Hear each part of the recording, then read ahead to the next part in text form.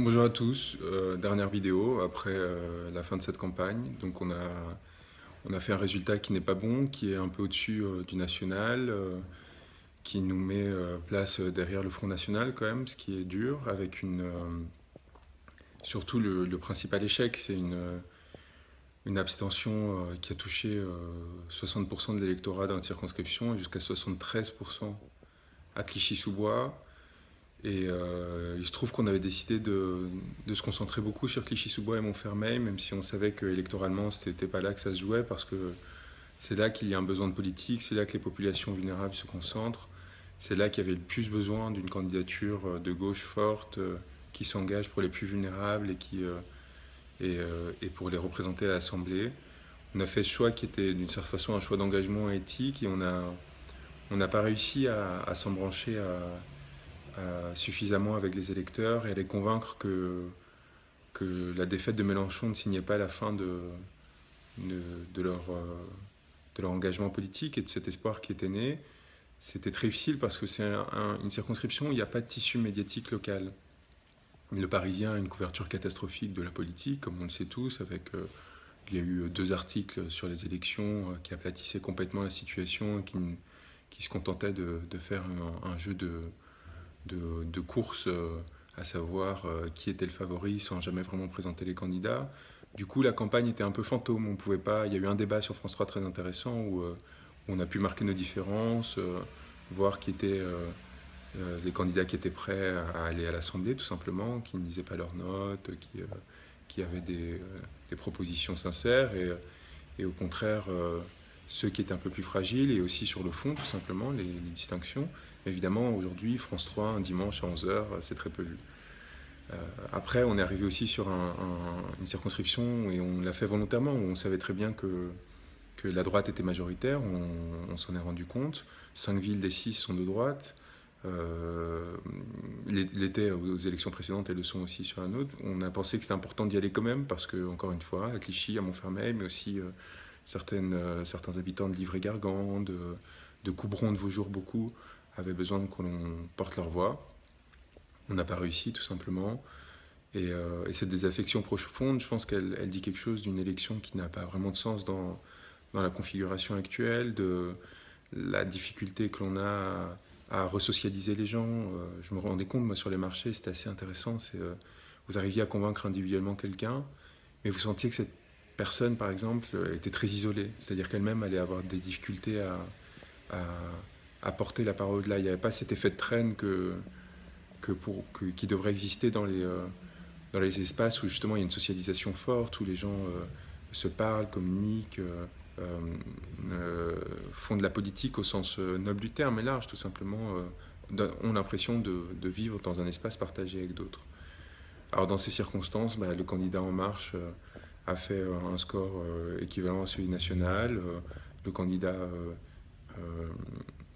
des Républicains aussi, et le Front National a fait un score plus bas qu'au présidentiel, et nous on a fait un score plus haut qu'au présidentiel, au niveau national et au niveau local, quand même avec une grosse chute qui s'explique par le fait que les jeunes et les, et les classes les plus populaires ne sont pas allés voter, et qu'on n'a pas réussi à les convaincre, parce qu'évidemment sur les 27%, ce qui est quand même sidérant, des électeurs de Clichy qui sont allés voter, principalement c'est des personnes qui connaissaient les candidats, euh, qui les avaient vus parce qu'ils étaient directeurs d'école, instituteurs depuis longtemps. On parle de quelques centaines de votants, pas plus, ce qui est sidérant quand même sur une ville de plus de 10 000 habitants. Et, euh, et voilà. Donc un échec important, vraiment important, parce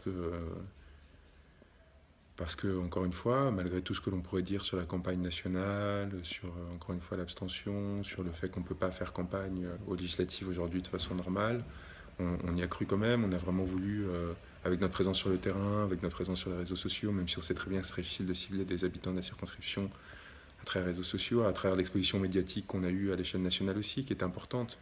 On a vraiment cherché derrière à embrancher avec le niveau local, avec nos actions de terrain, nos tractages, nos collages, nos visites tous les jours au marché des saveurs, nos porte-à-porte dans surtout les zones les plus défavorisées de Clichy, le bas Clichy. On a vraiment essayé de créer un mouvement qui a fini par ne pas prendre. Alors, je suis très inquiet parce que, au-delà des questions partisanes, comme je disais, cette force politique qui naît En Marche est une force composite qui, loin de renouveler quelque chose, euh, va, va créer une sorte d'étouffoir sur l'espace démocratique où, à moins de se séparer très rapidement et de se diviser, on va se retrouver avec un Parlement fantôme et du coup une difficulté à faire de la politique, encore une fois, noblement, c'est-à-dire avec des oppositions de points de vue constructives qui auraient pu, dans la foulée, par le jeu de la dialectique, créer quelque chose de meilleur que la proposition de base. Euh, on a vu des effondrements de très bons députés, des effondrements de très bons candidats qui auraient fait de très bons députés, tout simplement parce qu'ils n'avaient pas la bonne étiquette, parce qu'encore une fois, on n'a pas traité cette élection comme elle aurait dû l'être. Pour prendre un exemple, Le Monde, qui est quand même un journal qui a plusieurs centaines de journalistes, a fait des centaines d'articles sur les législatives, ou des dizaines, je ne sais pas d'ailleurs, mais au lieu de créer un service politique un peu ex nihilo et de faire cet effort pendant cette campagne si exceptionnelle, parce qu'il n'y avait que des candidats nouveaux, et d'envoyer dans chaque circonscription des journalistes pour essayer de rencontrer l'ensemble des candidats et faire un papier qui permettrait justement aux électeurs derrière d'avoir une confrontation entre les personnalités, les parcours, au-delà simplement de, d'un papier recensant les faits biographiques qu'il voulait bien donner. Je pense que ce travail d'information n'a pas été fait par aucun grand média. C'est effort, parce que c'est un effort énorme d'aller dans les 577 circonscriptions, aller chercher les gens, faire un travail d'investigation, etc. Et pourtant, il était essentiel, parce que les citoyens, à cette élection, ont voté à l'aveugle, pour la plupart. Ils ont voté sans connaître les personnes qui leur demandaient de faire confiance. On leur demandait de faire confiance, pourquoi, sur des critères assez flous. Et là, je ne parle pas seulement d'En Marche, je parle de l'ensemble des forces politiques nouvelles qui ont émergé. Et il y a quelques candidats comme moi qui ont eu une exposition médiatique. Alors moi, il se trouve que je suis dans une circonscription qui était très difficile, qui ne lit pas la presse qui a fait des papiers sur moi, qui d'ailleurs lit assez peu la presse. Mais dans la plupart des circonscriptions, il n'y a même pas eu cette mise en visibilité. Et on s'est retrouvé du coup avec cette abstention très forte, du coup avec des personnes qui ont voté pour une étiquette, alors que je pense que la personnalité imputée peut être très importante et peut changer des choses de façon assez fondamentale. Et voilà. Donc il y a beaucoup de leçons à tirer au niveau de France Insoumise aussi. Je pense qu'il y a une grande réflexion qui devrait être menée sur la façon dont cette campagne de premier tour a été menée. Il y a des belles choses qui sont nées qui expliquent qu'il y ait quasiment 70 candidats qui sont au second tour. Donc là aussi, il ne faut pas se défausser. C'est-à-dire que si on n'a pas réussi, nous, alors que 70 de mes camarades l'ont fait, c'est qu'il y a certaines choses qu'on a mal fait. Après, voilà, Seine-Saint-Denis, le département où on a le moins de voté. Dans ce département, l'une des circonscriptions où on a encore moins voté.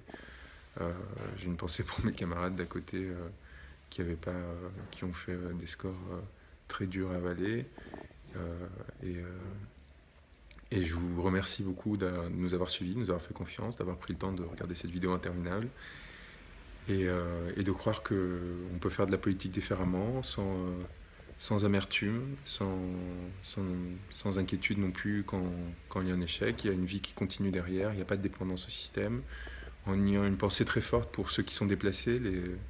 Nous, c'était 3500 électeurs, vous voyez, sur une circonscription de près de 100 000 habitants, de plus de 100 000 habitants. 3500 votants, ça fait 15%. C'est quand même, ça dit quelque chose d'aberrant. Le candidat LR, qui est à 20%, bah, ça fait 1500 voix de plus seulement.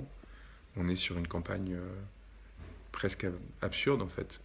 Et je le dis, je pense que je l'aurais dit parce que je le sentais, je le pensais, je le disais avec mes amis depuis un certain temps. Il y a une grande réflexion institutionnelle à mener sur le sens de ces législatives, mais ça n'enlève rien à la valeur de la réussite d'En Marche et des Républicains jusqu'ici qui ont réussi un coup de force, c'est-à-dire surtout En Marche et Macron, réussir dans ce premier mois de mandat à créer un effet presque de sidération très fort qui emporte un enthousiasme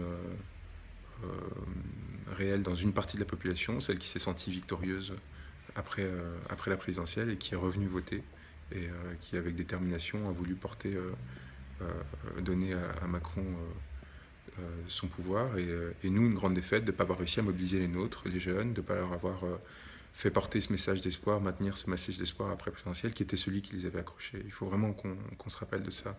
Si les jeunes de Clichy sont allés voter au premier tour et ont voté pour Mélenchon à près de 40% par exemple, c'est parce que pour la première fois, quelqu'un s'est adressé à eux. Et il faut se souvenir de ça. Et j'aurais aimé réussir à le faire, mais je pense qu'on n'avait pas les outils pour le faire. C'est-à-dire qu'à part en allant les chercher individuellement, ce qu'on a essayé de faire, c'était très difficile de... on n'était pas sur BFM, sur LCI, on n'aurait pas pu l'être comme les candidats présidentiels. Et donc à partir de là, on les a perdus. Et en les perdant, on a perdu quelque chose de très fort qui était, à mon avis, un début de sentiment d'appartenance politique et du coup à la société et plus généralement à ce pays. Et c'est un sentiment qui parfois est rare dans dans certaines zones de France où les services publics sont à l'abandon, où l'État s'est désengagé et où une vie de village s'est construite pour compenser cet effondrement. Il y a beaucoup de choses à dire, j'aurais vraiment tellement de choses à vous dire, mais le format internet fait que ça n'a déjà aucun sens. Enfin, le format de ces vidéos sur internet a fait que ça n'a aucun sens déjà d'avoir autant parlé. Ça a été un très beau moment, on a reçu de très bons accueils partout. Merci encore à tous ceux qui ont fait quelque chose à un moment pour cette campagne, qui sont déplacés, qui ont cru quand même que ça valait la peine de se déplacer. Je comprends ceux qui ne l'ont pas fait. Je comprends cette situation, tous les abstentionnistes et, euh, et ceux qui ont décidé, qui ont cru que tout était joué. Et maintenant, la réflexion, c'est quoi faire. Moi, je vais au palais de justice là, tout à l'heure pour essayer de mettre en branle ce cabinet d'avocats que je venais de créer un mois avant. J'avais prêté serment juste avant le début de la campagne, après avoir beaucoup travaillé comme chercheur et comme conseiller juridique de Wikileaks. Et très modestement, voilà, reconstruire ma vie en maintenant cet engagement et en réfléchissant à comment le prolonger sans prétention et en même temps avec une forme de détermination, parce que il y a un verrouillage très fort de l'espace politique en France qui va s'imposer là, les années qui viennent, très très fort. Et ça va être très étouffant et très lourd pour ceux qui ne partagent pas les idées d'Emmanuel Macron. Et je pense qu'ils sont beaucoup, ils sont majoritaires dans ce pays, y compris probablement, on va le découvrir très vite dans l'électorat, qui s'est mobilisé et qui a cru aux promesses d'Emmanuel Macron et à l'image qu'il portait. Et en même temps, est-ce qu'il faut abandonner? Je pense pas. Je pense qu'il faut se lutter. Il y a des très beaux candidats à France Insoumise au second tour. Il faut les aider. Il faut croire en eux. Il faut aussi leur demander, être très exigeant avec eux, empêcher qu'ils sombrent dans une noirceur qui peut habiter tous ceux qui se battent en minoritaire et qui menacent à chaque fois que l'on est en dehors du pouvoir et qu'on se bat contre ce pouvoir pour des idées nobles. Cette tentation de l'abandon de la lumière qui nous habite tous naturellement. Allez, courage, et pour ceux qui doivent faire campagne, je pense à vous, c'est le plus important qui se joue maintenant.